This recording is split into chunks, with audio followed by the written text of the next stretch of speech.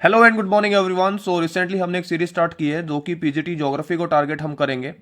और जो भी एग्जाम्स आपके अभी पीजीटी ज्योग्राफी में आ रहे हैं या पीजीटी ज्योग्राफी के जो भी पोस्ट आप लोगों की हैं, जैसे ट्रिपल एस बी है या रेलवे टीचिंग एग्जाम्स हैं, वहाँ पे ये आपको काफ़ी हेल्प करेंगे।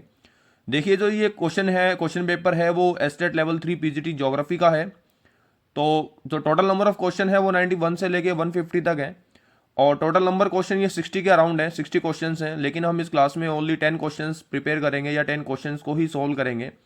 लेकिन ऐसा नहीं है कि सिर्फ 10 ही क्वेश्चन है, यहाँ से जो भी मल्टीपल क्वेश्चन हैं और जो क्वेश्चन बन सकते हैं हम उनको भी प्रैक्टिस करेंगे। तो चलिए स्टार्ट करते हैं, ज़्यादा टाइम वेस्ट ना करते हुए। क्वेश्चन नंबर 91 से स्टार्ट करेंगे। क्वेश्चन नंबर 91 क्या बोल रहा है कि which one of the following is not correctly matched. जैसे कि मैं हर क्लास में आपको बताता हूँ कि जो क्वेश्चन आपके नोट से रिलेटेड है, जहाँ पे नोट आता है वहाँ पे आपको सही से ध्यान से क्वेश्चन को पढ़ने की ज़रूरत है और फिर उसको आंसर करना है। अब देखिए यहाँ पे क्या बोल रहा है कि प्रेगमेटिक पॉसिबिलिज्म, ह्यूमन इकोलॉजी और प्रोबेबिलिज्म, ऑस्ट्रोप एंड गो डिटर्मिनिज्म है, किसने ये जो थ्योरी है वो इलेबरेट की है। तो आपको आंसर करना है। तो देखिए, प्रेगमेटिक पॉसिबिलिज्म है वो थीटम है, सही है। उसके बाद ह्यूमन इकोलॉजी है, ये गलत है। यहाँ पे ह्यूमन इकोलॉजी को हैकल ने नहीं किया था, किसने किया था? तो जो नाम है मैं बता देता हूं, एलन स्वेल रिचर्ड है। इन्होंने क्या किया था, इस थ्योरी को प्रोपाउंड किया था। अच्छा, ये कहाँ से थे? तो ये अमेरिकन साइंटिस्ट है। कौन है? अमेरिकन साइंटिस्ट या अमेरिकन ज्योग्राफर आप इसको बोल सकते हो। इन्होंने क्या बताया था? इन्होंने ह्यूमन इंटरेक्शन किसके साथ? इन्वायरमेंट के साथ बताया था। ठीक है, ह्यूमन इन्वायरमेंट किसके साथ बताया था? एनवायरमेंट के साथ। किस लिए क्या की एरिया था? ह्यूमन इंटरेक्शन है, सस्टेनेबिलिटी है, अर्बन इकोलॉजी है, कल्चरल इकोलॉजी है या पॉपुलेशन डायनामिक्स है, वो सारी चीजें इन्होंने बताई थी। तो ह्यूमन इकोलॉजी किन्होंने बताया?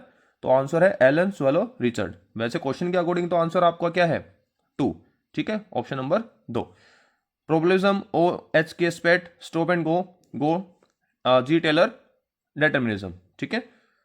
अब ये क्या है? पॉसिबिलिज्म क्या है और डिटर्मिनिज्म क्या है? देखो, पॉसिबिलिज्म में ये होता है कि ह्यूमंस के पास पावर है अपने नेचर को चेंज करने की, ये पॉसिबिलिज्म बोलता है। उसके बाद स्टॉप एंड गो थ्योरी आपके एनसीईआरटी से डायरेक्ट है। स्टॉप एंड गो थ्योरी में ये बोलते हैं कि ना तो नेचर ज़्यादा पावरफुल है ना ही ह्यूमन ज़्यादा पावरफुल है, दोनों के बीच में क्या होना चाहिए? बैलेंस। ठीक है। देखिए, कुछ क्वेश्चंस फैक्चुअल रहेंगे और कुछ क्वेश्चंस ज़्यादा डिटेल रहेंगे, ये अकॉर्डिंग टू नीड है। जो क्वेश्चन ज़्यादा इंपॉर्टेंट होगा मैं उसको इलेबरेट करूंगा। तो 91 का आंसर है ऑप्शन नंबर 2। और किन्होंने दिया था ये? Alan Sweller Richard. कहाँ से थे? अमेरिकन ज्योग्राफर थे।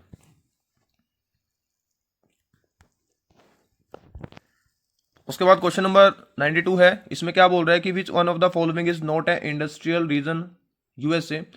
अगेन मैं बता रहा हूँ कि यहाँ पे नोट है, यहाँ पे आपको ज़्यादा ध्यान रखने की ज़रूरत है। तो यूएसए के कौन कौन से रीजन्स हैं?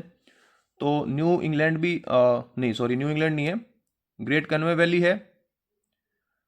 उसके बाद आपका सीनेटी इंडियन पॉलिस है। और कौन सा नहीं है? तो मिडलैंड ही है। अच्छा, ये मिडलैंड कहाँ पे है? तो मिडलैंड एक सेंट्रल रीजन है। ठीक है, मिडलैंड क्या है? एक सेंट्रल रीजन है। कहाँ पे है ये? तो ये आपका यूके में है। ठीक है। और यूके में भी इसकी कुछ सिटीज़ हैं, हालांकि आपको याद रखने की ज़रूरत है नहीं, लेकिन फिर भी मैं बता देता हूँ। एक आपकी सिटी है ब्रिंगबंग, ठीक है। दूसरी आपकी है कोवेंट्री। तो राइट आंसर है हमारा ऑप्शन नंबर 4। देखिए, क्वेश्चंस आप हिंदी में भी देख सकते हो, हिंदी में भी पढ़ सकते हो, लेकिन मैं फिर भी आपको सजेस्ट करूंगा कि जो भी क्वेश्चंस हैं आप उसको इंग्लिश मीडियम में ही सोल्व करने की कोशिश करो। क्योंकि अगर कोई डिस्प्यूट रहता है ना, तो इंग्लिश मीडियम को ही ज़्यादा प्रेफर किया जाता है, ज़्यादा प्रायोरिटी दी जाती है। तो क्वेश्चन नंबर 92 का आंसर है आपका ऑप्शन नंबर 4।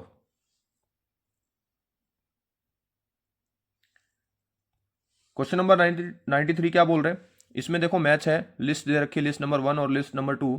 यहाँ पे आपको क्या करना है? मैच करना है। Primary activity, secondary activity, tertiary activity और क्वानरी एक्टिविटी। देखिए, प्राइमरी एक्टिविटी में क्या होता है?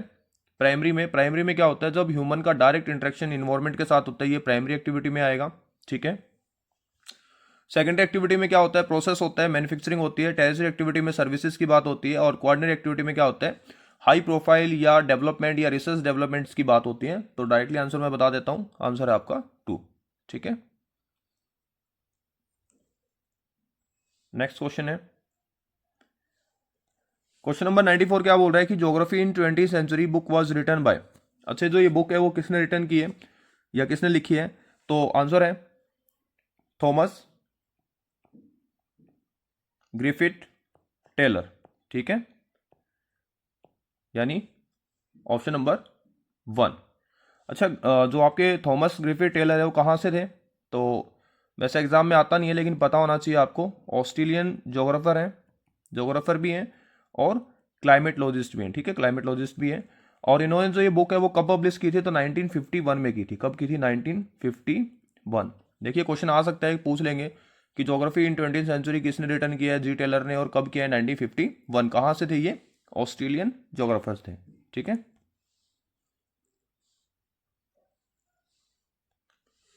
क्वेश्चन नंबर 95 क्या बोल रहे हैं कि which of the following is not included in gold collar activity. First आपको समझना है कि गोल्ड कॉलर एक्टिविटी क्या होती है। देखिए गोल्ड कॉलर एक्टिविटी ऐसी एक्टिविटी है जो हाईली रिसर्च एंड डेवलपमेंट की बात करती है, ठीक है, हाईली रिसर्च एंड डेवलपमेंट की बात करती है। इसके अकॉर्डिंग कौन सा है? देखिए आंसर इसका यूनिवर्सिटी टीचिंग है। क्या है? यूनिवर्सिटी टीचिंग, ठीक है। लेकिन एक बात आप लोगों को और भी यहाँ पे ध्यान रखने की जरूरत है कि आपको इस तरह के क्वेश्चंस में ज़्यादा मोस्ट अप्रोप्रिएट आंसर की तरफ ही जाना है, ठीक है। तो आंसर है हमारा यूनिवर्सिटी टीचिंग। कुछ कॉलर्स के अकॉर्डिंग मैं आपको बता देता हूँ। कॉलर का मतलब क्या है कि देखो ऐसे डिफाइन कर रखा है कि इस कॉलर जॉब को हम ऐसा बोलते हैं, इसको ये बोलते हैं, इसको ये बोलते हैं। तो कुछ मेन इंपॉर्टेंट है, जैसे फर्स्ट वाइट कॉलर जॉब क्या है, उसके बाद ब्लू क्या है, कुछ पता होना चाहिए आपको। उसके बाद पिंक क्या है, रेड क्या है, ठीक है। तो व्हाइट पे आ जाओ। व्हाइट क्या है? प्रोफेशनल्स हैं, ठीक है। प्रोफेशनल कैसे? या तो टीचर्स लाइक आईटी सेक्टर्स, ठीक है। ब्लू में क्या आएगा? तो ब्लू में आएगा जैसे मैनुअल लेबर्स हैं। क्या है? मैनुअल लेबर, ठीक है, मैनुअल लेबर्स। पिंक में क्या आएगा? तो पिंक में जनरली कंसिडर करते हैं नर्सेस या मेडिकल स्ट्रीम को, या रिटेल वर्कर्स, या जो भी ट्रेडर्स हैं, ठीक है, रिटेल वर्कर। मैं एब्रीवेशन लिख रहा हूँ, आप लोगों को आई होप यहाँ तक समझ में आ जाएगा। अच्छा, रेड कौन है? तो रेड में जो पब्लिक सर्विस सेक्टर्स हैं, कौन से हैं? Public service sector, public sector मैं यहाँ पे लिख रहा हूँ। उसके बाद एक और आप लोग यहाँ पे याद रखो जो कि आपको काम आएगा, ग्रीन। ग्रीन कॉलर कौन है? तो ग्रीन कॉलर ऐसे लोग हैं जो कि इन्वायरमेंट के लिए काम करते हैं। किसके लिए काम करते हैं? इन्वायरमेंट। एक और याद रख लो, ब्लैक। ब्लैक कौन से हैं? ब्लैक का मतलब क्या है यहाँ पे? इलीगल एक्टिविटी के लिए जो है। कौन सा? इलीगल, यानी कोई ऐसा काम है जो कि लीगल नहीं है, कानून के अगेंस्ट है या लॉ के अगेंस्ट है, तो ऐसे कामों को ब्लैक कॉलर में कंसिडर करते हैं। हमने बात की है वाइट की, ब्लू की, पिंक की, रेड, ग्रीन और ब्लैक, ठीक है। यहाँ से क्वेश्चन बनने के चांसेस रहते हैं जो भी आपके पीजीटी लेवल के एग्जाम से वहाँ पे, ठीक है। यहाँ तक आई थिंक आपको समझ में आ रहा होगा। उसके बाद आ जाओ 96 पे। ये क्वेश्चन थोड़ा सा इंपॉर्टेंट है, क्लाइमेटोलॉजी से क्वेश्चन है ये। Which of the following is considered as interpretation of the planetary winds. First of all हमें ये समझना है कि प्लेनेटरी विंड्स क्या होती हैं। देखिए जो प्लेनेटरी विंड्स है वो आप लोगों की लार्ज स्केल की विंड्स होती हैं और पूरे साल ये क्या करती हैं? ब्लो करती हैं या पूरे साल चलती हैं। फर्स्ट विंड क्या है? तो विंड ऐसा है कि देखो हाई प्रेशर से लो प्रेशर तक जो एयर मास फ्लो करता है हॉरिजॉन्टली, उसको ही हम क्या बोलते हैं? विंड। मैं दोबारा बता दे रहा हूं कि देखो हाई प्रेशर से लो प्रेशर की तरफ जो भी एयर मास मूव करता है उसको हम क्या बोलते हैं? विंड। अब विंड का एक आपको याद रखना है स्पीड और एक रखना है डायरेक्शन। देखो जो स्पीड होती है वो डिपेंड करेगी प्रेशर्स पे, प्रेशर वेरिएशन पे, और जो डायरेक्शन है वो डिपेंड करती है आपकी कोरलेस फोर्स। कोरलेस फोर्स का मतलब क्या है कि देखो अर्थ क्या करता है? रोटेट करता है वेस्ट टू ईस्ट। क्या करता है? वेस्ट टू ईस्ट रोटेट करता है। स्पीड क्या होती है? तो 1610 किलोमीटर पर आवर की स्पीड से रोटेट करता है। इसमें यह होता है कि मान लो कि सेंटर से जो भी हवाएं आपकी विंड्स हैं वो नदर्न साइड में अपने राइट में टर्न करेगी और सदर्न साइड में अपने लेफ्ट में करेगी, ठीक है। उसके बाद इस प्लेनेटरी विंड्स के भी टाइप्स हैं, इसको ट्रेड विंड्स भी बोलते हैं। टाइप्स में ट्रेड विंड्स हैं, वेस्टर्लीज और पोलरिस्ट है। अब ट्रेड विंड्स क्या है? तो देखिए ट्रेड विंड्स आप लोगों की यह है कि सब ट्रॉपिकल हाई प्रेशर से आपके इक्वेटरियल लो प्रेशर तक जो हवाएं आएंगी वो उसको क्या बोलेंगे? Trade winds. क्या बोलेंगे? Trade winds. मैंने यहाँ पे लिख दिया ट्रेड विंड्स। उसके बाद वेस्टर्लीज कौन सी है? तो सब ट्रॉपिकल हाई प्रेशर बेल्ट से आपके सब पोलर लो पे जाएगी। किस पे जाएगी? सब पोलर लो पे, इसको बोलेंगे वेस्टर्लीज। और आपकी पोलर हाई से, पोलर हाई प्रेशर से सब पोलर लो तक जो आएंगे उनको हम क्या बोलते हैं, आपकी पोलर ईस्ट। ठीक है, यहाँ से क्वेश्चन हर बार आपको देखने को मिलते हैं। इवन यूपीएससी जैसे एग्जामिनेशन में भी क्लाइमेटोलॉजी से ज़्यादा क्वेश्चंस देखने को मिलते हैं। अच्छा, इसमें से टाइप कौन सा है, विच of the following is considered the interpretation of planetary winds, तो इसमें आपका आंसर है मॉनसून विंड्स। ठीक है, कौन सा आंसर है, मॉनसून विंड्स। ठीक है, ये क्वेश्चन थोड़ा सा कॉम्प्लेक्स था, आई होप यहाँ तक चीज़ें आप लोगों को समझ में आई होगी। नेक्स्ट में चलते हैं। 97 क्वेश्चन नंबर क्या बोल रहा है कि recently August 23 which of the following city hosted the BRICS summit. अब जो ब्रिक्स समिट है, first of all BRICS summit कौन सा था ये, तो जो ब्रिक्स समिट था वो 15 नंबर का ब्रिक्स समिट था। कौन सा था, 15 नंबर का। अच्छा, ब्रिक्स समिट में कंट्री कौन कौन सी आती हैं, तो बी फॉर ब्राज़ील, ठीक है, बी फॉर ब्राज़ील, उसके बाद आर फॉर रसिया, ठीक है, उसके बाद इंडिया, उसके बाद चाइना, उसके बाद साउथ अफ्रीका। उसके बाद ये फर्स्ट ऑर्गेनाइजेशन फॉर्मेशन कब हुआ था, तो 2001 में। ठीक है, फर्स्ट समिट कब हुआ था, तो 2009 में, 2009 में। कहाँ पे हुआ था फर्स्ट समिट, तो फर्स्ट समिट हुआ था रसिया में। कहाँ हुआ था, रसिया। देखिए स्पेस कम है तो मैं थोड़ा सा यहाँ पे लिख रहा हूँ, ठीक है, थोड़ा सा कॉपरेट कर सकते हो आप लोग। उसके बाद ये जो समिट है ना, ये जो 23 का समिट है वो कहाँ पे हुआ है, तो आंसर है जोहान्सबर्ग। अच्छा, ये जोहान्सबर्ग कहाँ पे है, तो जोहान्सबर्ग है आपका साउथ अफ्रीका। अच्छा, साउथ अफ्रीका ने इसको ज्वाइन कब किया था, तो साउथ अफ्रीका ने इसको ज्वाइन किया था 2010 में, 2010 में। कब ज्वाइन किया था, 2010 में। ठीक है, उसके बाद ये जो समिट है वो किस लिए होता है, इसका थीम क्या है, तो देखो इसका जो थीम है वो इस तरह से है, म्यूचुअल एक्सेलरेट करना है ग्रोथ को, सस्टेनेबल को, डेवलपमेंट को, और इंक्लूसिव मल्टीलेटरलिज्म को, मल्टीलेटरलिज्म। अब देखो ये मल्टीलेटरलिज्म क्या होता है, एक होता है बायलैटरल, एक होता है ट्राइलेटरल, एक होता है क्वाड्रिलेटरल, और लास्ट होता है मल्टीलेटरल। ये कुछ इस तरह से, मान लो कि दो के बीच में किसी भी तरह का टाई है तो आपका इसका बायलैटरल है, तीन के बीच में है तो ट्राइलेटरल है, चार के बीच में है तो क्वाड्रिलेटरल है, और मल्टी के बीच में कितनी भी नंबर ऑफ कंट्रीज हो सकती हैं। ये क्या करती हैं, आपस में ट्रेड करेगी, पीस और सिक्योरिटी एंड डेवलपमेंट के लिए आपस में हेल्प करेगी। ठीक है, तो 97 नंबर क्वेश्चन का जो आंसर है वो है जोहान्सबर्ग। ठीक है, यहाँ तक आई होप चीज़ें आप लोगों को समझ में आ रही होंगी। अब क्वेश्चन आ जाओ 98 पे। देखिए 98 नंबर क्वेश्चन क्या है, अब यहाँ पे बोल रहा है the leading linseed production state of India. First of all human geography का है, एग्रीकल्चर ज्योग्राफी से क्वेश्चन है। अब लिनसीड को समझते हैं क्या है। फर्स्ट ऑफ ऑल इसको हिंदी में तो बोलते हैं अलसी, ठीक है, यहाँ पे लिखा भी हुआ है अलसी। किस यूज़ में आती है, तो जो अलसी का यूज़ है वो किस में होता है, एक तो डाइटरी फाइबर के लिए यूज़ होता है, किसके लिए, फाइबर के लिए। दूसरा ओमेगा 3 और गुड फैटी एसिड के लिए भी ये यूज़फुल है, किसके लिए, फैटी एसिड के लिए भी। ठीक है, इससे ऑयल एक्सट्रैक्ट किया जाता है, क्या किया जाता है, ऑयल एक्सट्रैक्ट किया जाता है। अब यहाँ पे पूछ रहा है कि ये सबसे ज़्यादा प्रोडक्शन स्टेट कहाँ पे है, यानी प्रोडक्शन कहाँ पे है, तो आंसर क्या है हमारा, मध्य प्रदेश। कहाँ है, मध्य प्रदेश।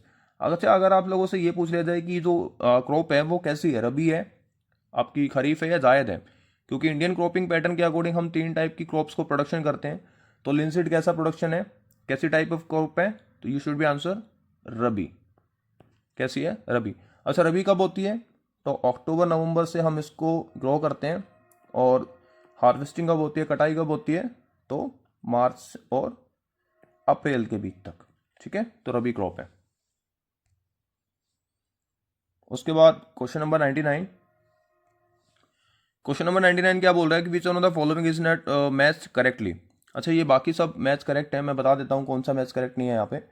तो ये आपका जो रंगाथीटू पक्षी अभ्यारण्य है या रंगाथीटू बर्ड सेंचुरी है, ये करेक्टली मैच नहीं है, केरला आंसर दे रखा है यहाँ पे, लेकिन केरला नहीं है, आंसर क्या है हमारा, कर्नाटका।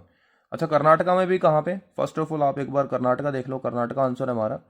अच्छा, कर्नाटका में कहाँ पे, तो मैसूर के पास है, 16 किलोमीटर दूर एक मंदिर है जिसके नाम पे ये बर्ड सेंचुरी है, रंगाथ स्वामी टेम्पल करके है।